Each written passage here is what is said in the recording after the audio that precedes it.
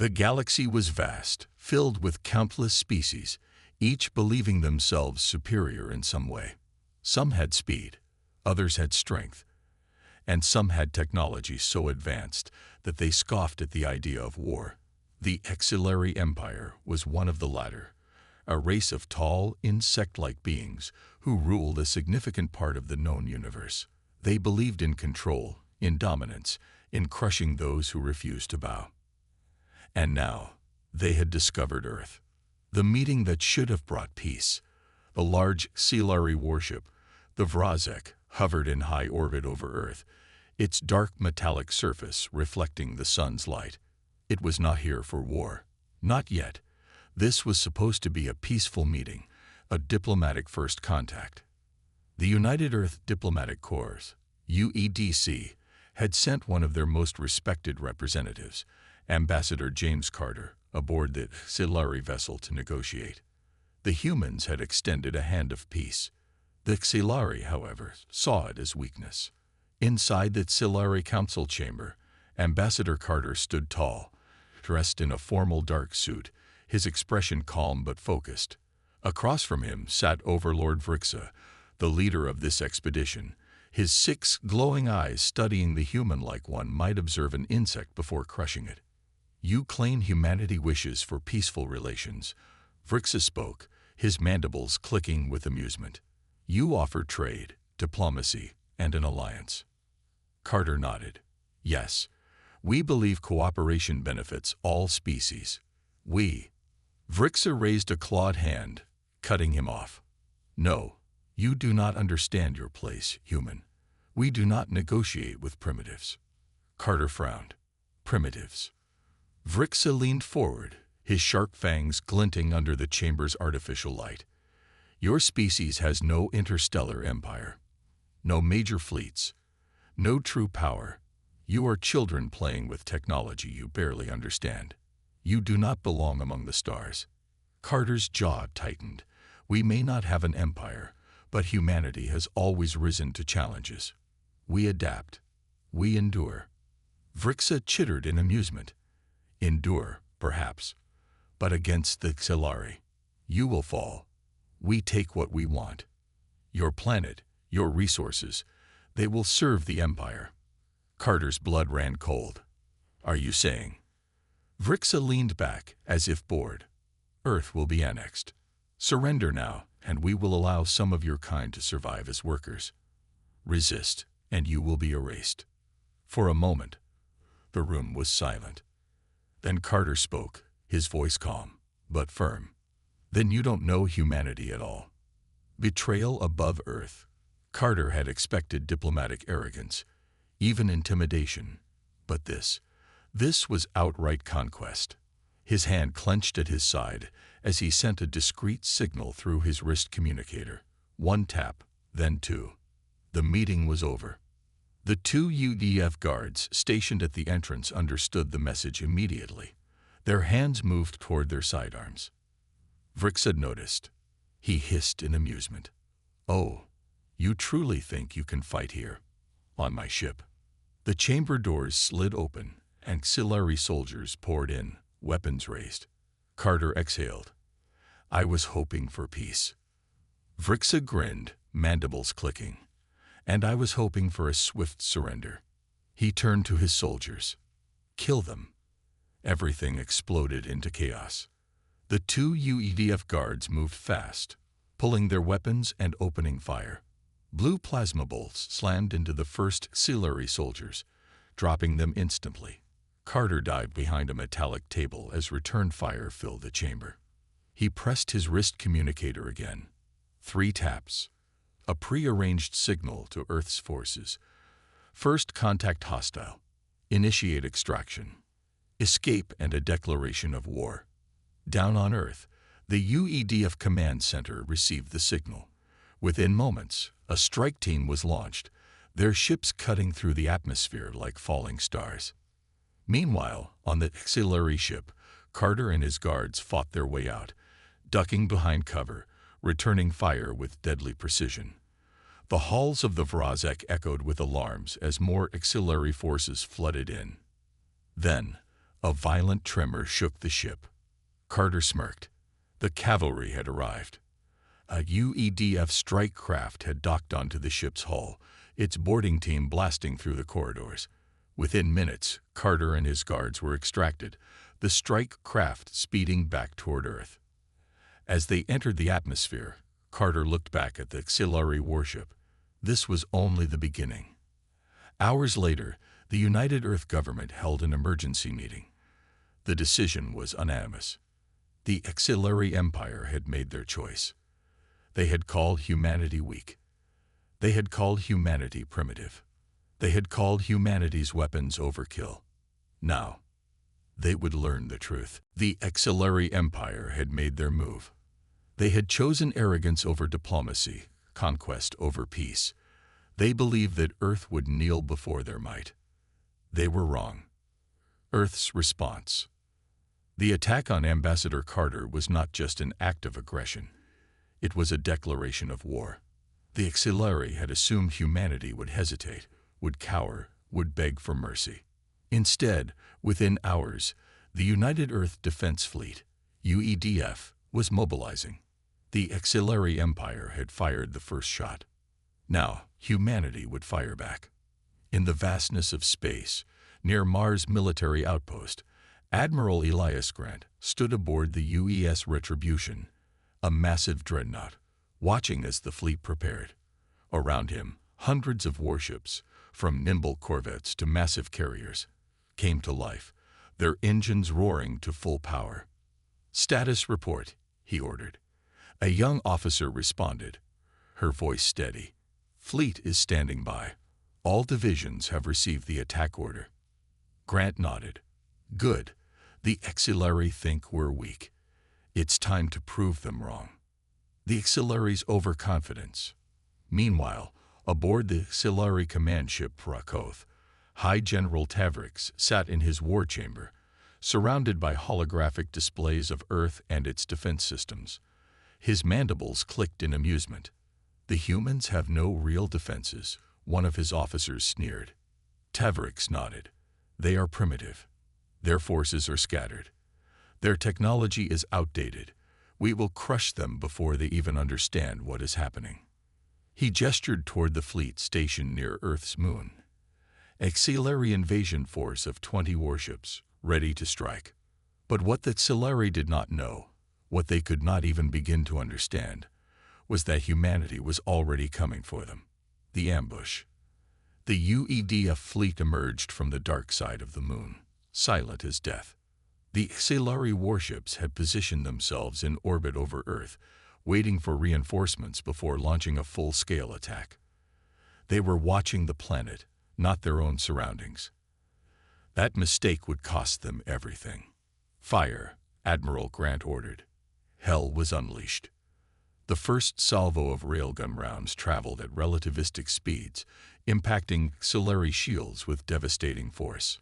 Blue plasma torpedoes followed, streaking through space, shattering hulls, and detonating reactors. The auxiliary barely had time to react before 3 of their warships were obliterated in seconds. Panic spread through the auxiliary ranks. "This is impossible," one of their captains screamed. "They have no fleet." But humanity had something far more dangerous than just ships. They had adaptation. They had ingenuity. They had wrath.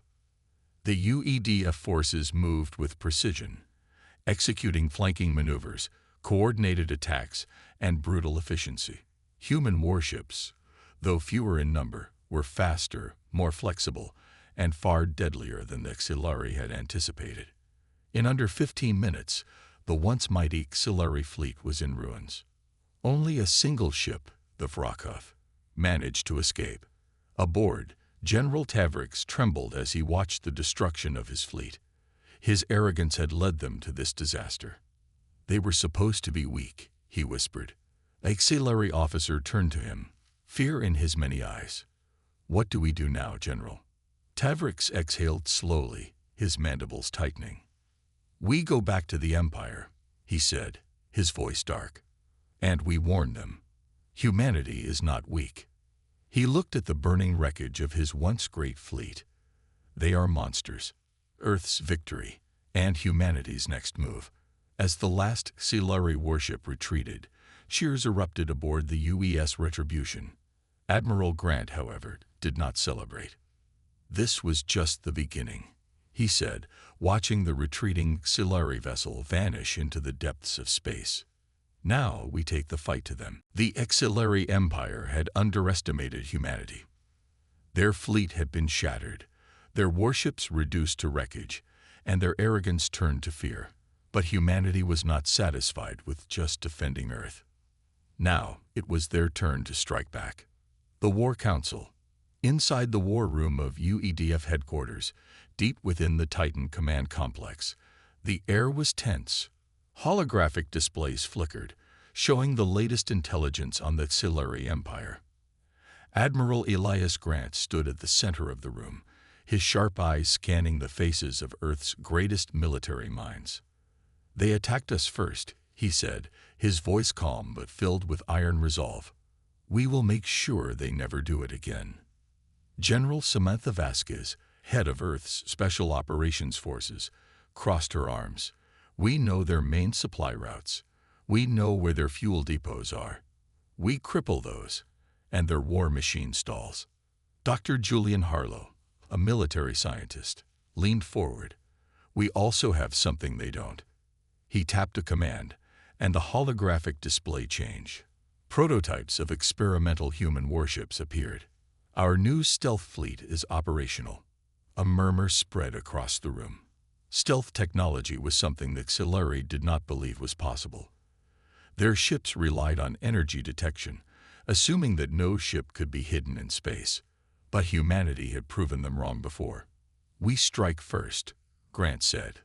"We hit them where it hurts, and we send a message. Earth is not prey. We are the hunters." Operation Phantom Strike. Hours later, the UES Revenant, Earth's first stealth battleship, drifted through space like a ghost. It led a fleet of black warships, completely invisible to the Xilari sensors.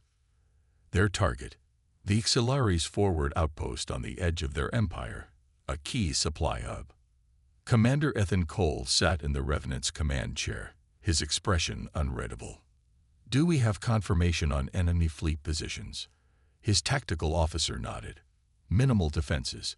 They don't expect retaliation so soon." Cole smirked. "Then let's show them how wrong they are." He raised his hand. Weapons free. The silence of space was shattered. Railguns fired at near-light speeds, plasma torpedoes streaked forward, and in an instant, the Xilari station was under siege. Alarms blared across the enemy outpost as the first explosions ripped through their defenses. The Xilari barely had time to react before their power grid was destroyed, plunging the entire station into darkness. The stealth fleet moved like ghosts, striking with precision and brutality. Every enemy warship that tried to respond was obliterated before it could even fire a shot. Within 20 minutes, the outpost was in ruins. The first Xilari prisoners were taken. Fear spreads across the empire. News of the attack spread quickly. The Xilari had expected a slow, drawn-out war, with humanity struggling to even defend their own system. Instead, their supply lines were already being burned to ash. In the Xilari capital, General Tavrix, who had barely escaped Earth's counterattack, listened to the reports in growing horror. They took out an entire outpost without being detected. One of his officers whispered, his voice filled with disbelief. Tavrix clenched his fists. "We have underestimated them for the last time." He turned to his war council. "Prepare everything. If the humans want war." His eyes burned with rage and fear. "Then we will give them war." Earth's next move. Back on Earth, Admiral Grant studied the reports. The operation had been a success. But this was just the beginning. He turned to his officers. "We're not stopping here. The Xilari won't have time to plan their next attack if we keep hitting them first." The room was silent for a moment. Then General Vasquez grinned. "Then let's make sure they never recover." The Xilari Empire had spent centuries at the top of the galactic food chain. They saw themselves as untouchable, ruling with fear and overwhelming power. But for the first time in their history, they were the ones afraid. Because humanity had decided to strike back. The war machine awakens. Deep within Earth's hidden military complexes, factories worked at maximum capacity. Warships were being built at an unprecedented speed, and advanced weapons were being deployed in secret. The Xilari thought humanity was weak, but they had made a fatal mistake. They had only seen Earth's peacetime strength. Now, they would see what humanity was truly capable of. In the Titan Command Complex, Admiral Elias Grant stood before the gathered War Council. The holographic map of Xilari-controlled space flickered in front of him. "We have dealt them a serious blow," he said, his voice steady. "But now they will strike back with everything they have." General Samantha Vasquez leaned forward. "Then we don't give them the chance. We take the fight to them." A murmur spread across the room.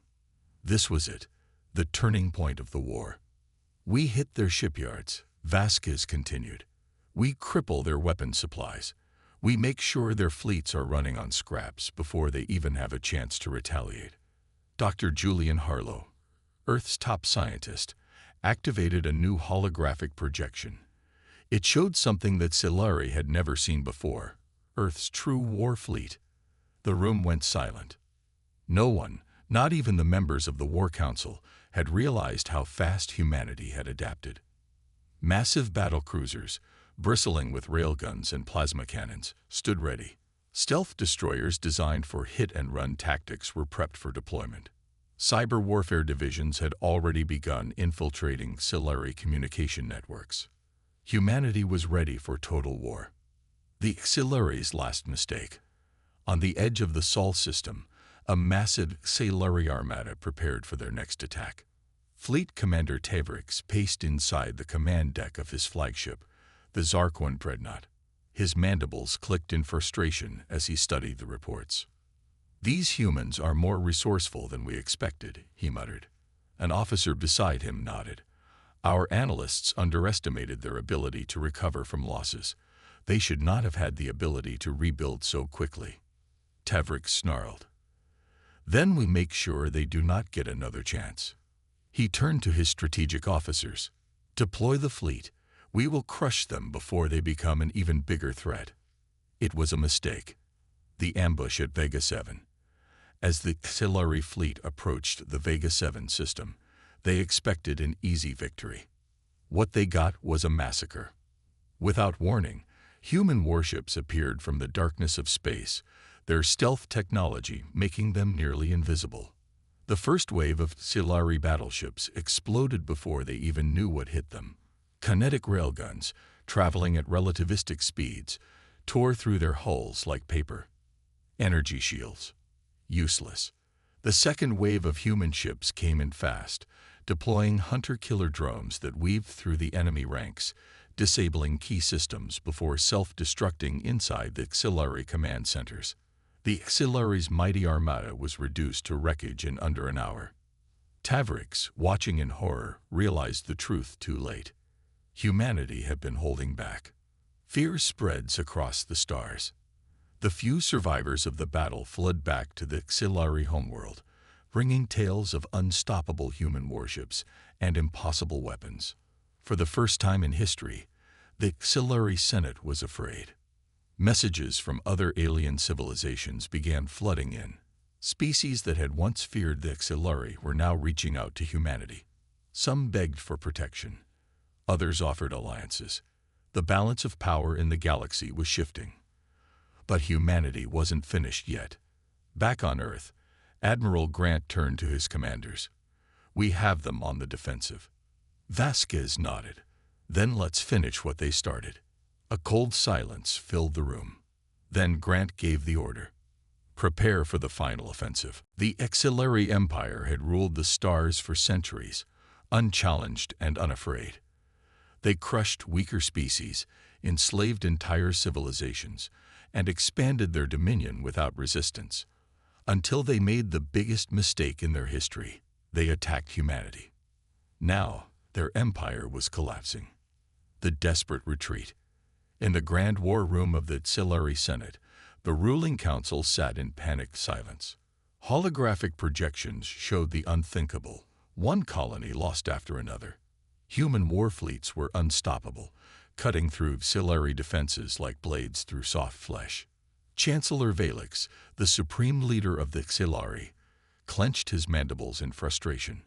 His war commanders had assured him that humanity was weak, that they would crumble after the first strike. Instead, the humans had turned the war around in record time. "What do we do?" one senator asked, his voice trembling. "We cannot hold them back much longer." Valix slammed his clawed fist onto the table. "Then we find another way." The room fell into a tense silence. One of the generals, Admiral Kor, hesitated before speaking. "Perhaps we should consider negotiations." The very word disgusted Valix. The Xilari did not negotiate. They conquered. They destroyed. But now, they were the ones losing. Humanity's relentless advance. Across the Xilari-controlled systems, human warships moved like shadows of death. Entire Xilari strongholds fell without mercy. Military command centers were reduced to ashes. Space stations were captured, their data stolen and repurposed against them. And worst of all, the Xilari knew what was coming. In the Rex's Prime system, a massive Xilari fleet prepared for what they believed would be a decisive battle. Their ships were reinforced, their commanders ready to make a final stand. But humanity did not attack them head-on. Instead, they deployed a new kind of warfare. Using AI-controlled cyber units, Earth's cyber warfare divisions hacked into the Xilari fleet's systems. In less than 10 minutes, engines failed, weapons malfunctioned, communication lines went silent. The entire Xilari battle fleet was left helpless. Then the human warships arrived, and the slaughter began. The ultimate humiliation. Back in the Xilari capital, Chancellor Valix watched in horror as the final reports arrived. His empire was falling apart. The humans were not just fighting a war. They were erasing the Xilari's dominance from history. One of his advisors turned toward him. "We must surrender. If we do not, the humans will wipe us out completely." Valix bared his sharp teeth in fury. "We do not surrender." But deep inside, he knew the truth. They had no other option. The unconditional surrender. 3 days later, in the ruined halls of the Xilari Senate, humanity's top military leaders arrived. Admiral Elias Grant stood at the center, his gaze unwavering. On his left, General Samantha Vasquez, humanity's most ruthless war strategist, and standing before them, in chains, was Chancellor Valix. For the first time in history, a Xilari leader knelt before another species. The mighty Xilari Empire, once the greatest power in the galaxy, had fallen to humanity. And the galaxy would never be the same again. The Xilari Empire had fallen. Their fleets were wrecked, their colonies lost, and their once mighty Chancellor Valix now sat in chains. But for humanity, this wasn't enough. They had not forgotten the Xilari's crimes. Billions of humans had been slaughtered in the initial attack. Their homeworld had been scarred. Families had been torn apart. And now, the galaxy would witness humanity's true wrath. The Tribunal of Justice, the Xilari capital, once a symbol of fear, was now under human control. A massive courtroom was assembled in the heart of the city, where hundreds of Xilari leaders were forced to stand trial. Holoscreens across the galaxy broadcasted the event. Every alien race, whether ally or former enemy, watched as humanity passed judgment. At the center stood Admiral Elias Grant. His eyes were cold, his voice sharp as a blade. "You called us primitive. You called us weak. And yet, you are the ones in chains today." The Xilari officials remained silent, their pride shattered. "Your empire massacred innocent lives. You enslaved entire civilizations. And when you attacked us, you thought we would break." Admiral Grant leaned forward, his expression unforgiving. "You were wrong. The Xilari cowered. The execution of a tyrant. One by one, the Xilari war generals, strategists, and politicians were sentenced. Some were imprisoned for life. Others were exiled to barren worlds. But the worst of them, those responsible for the war itself, were given a different fate. Chancellor Valix, the architect of the war, was the first. The humans did not simply execute him. That would have been too easy. Instead, he was paraded through the ruins of his capital, forced to see his empire in flames. His people, those who once worshipped him, now cursed his name. Then he was taken aboard a human warship, and in a final act of justice, he was sent into deep space, alone, with no way back, drifting forever. His screams vanished into the void, rebuilding the galaxy. With the Xilari defeated, humanity took control of their former territories. But instead of enslaving other species, humans did something no one expected. They helped rebuild. Worlds that had suffered under Xilari rule were given freedom. Refugees were given homes. Where the Xilari had once spread fear, humanity now spread order. And the galaxy noticed. The message to the stars. The final act of humanity's vengeance came in the form of a message. A single transmission, broadcasted across every known civilization. A warning. Let this war be a lesson. Humanity does not seek war. But if you strike first, we will be your last enemy. The galaxy listened, and they understood. The age of human weakness was over. Humanity was now the dominant power in the stars. The war was over. The Xilari Empire had fallen, and humanity stood unchallenged. But power alone was not enough.